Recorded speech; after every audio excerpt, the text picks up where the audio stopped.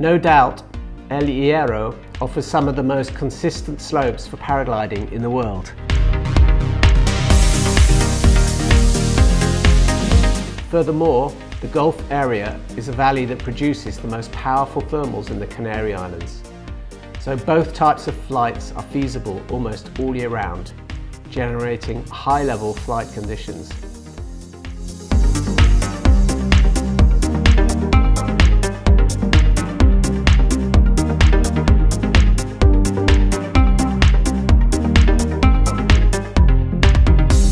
There are about a dozen approved takeoff sites. There are also many other sites which are not approved but allow easy takeoffs. Depending on the wind direction, wind intensity and cloudiness, the pilot can choose one or the other.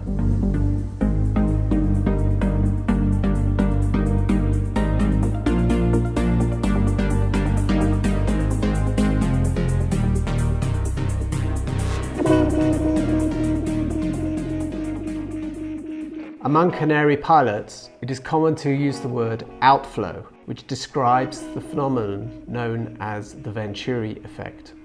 This is actually an important and well-known effect in wind fluid dynamics.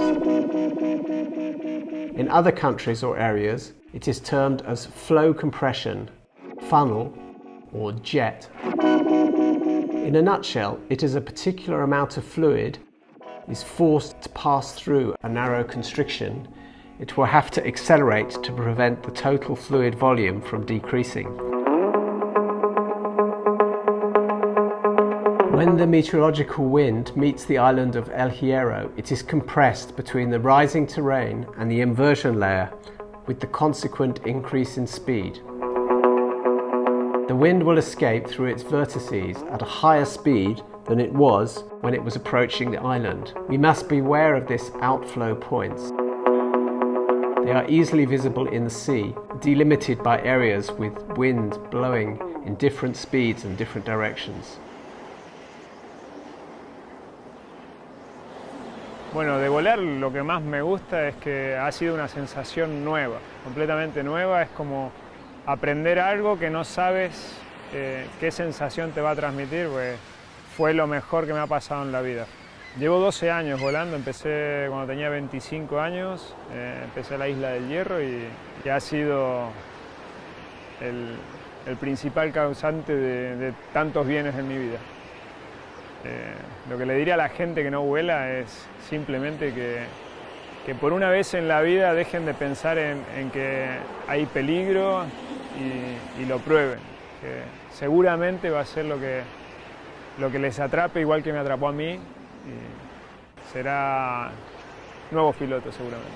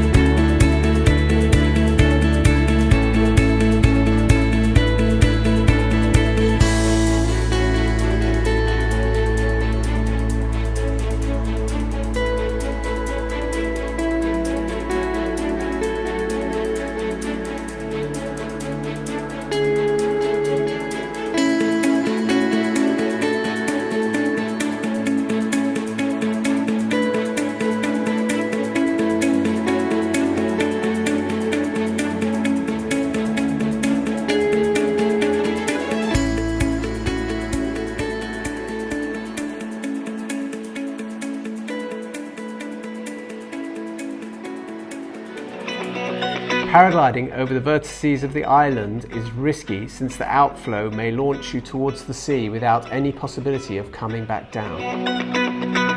Visible to the naked eye, the borderline between wind and calm, known as cut or shear, limits two distinct areas.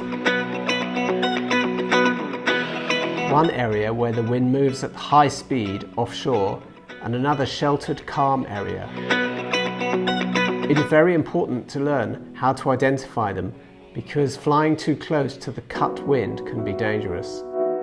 The sea is the best indicator, although clouds can also reflect the outflow area through bright spells, roll clouds, broken and scattered clouds.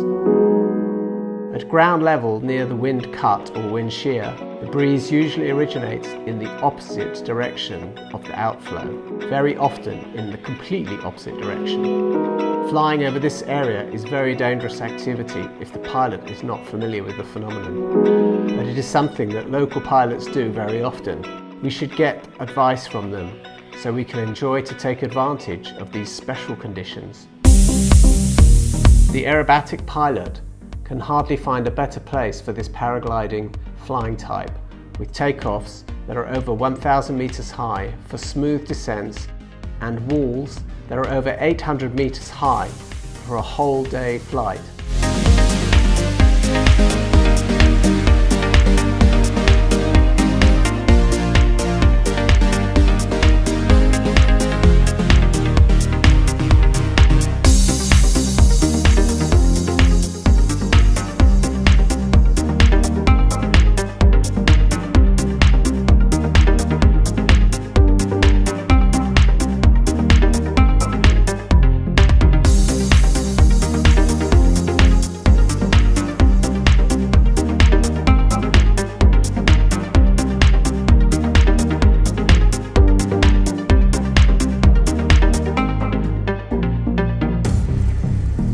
Few places on the globe offer such good conditions to carry out so many maneuvers in a day.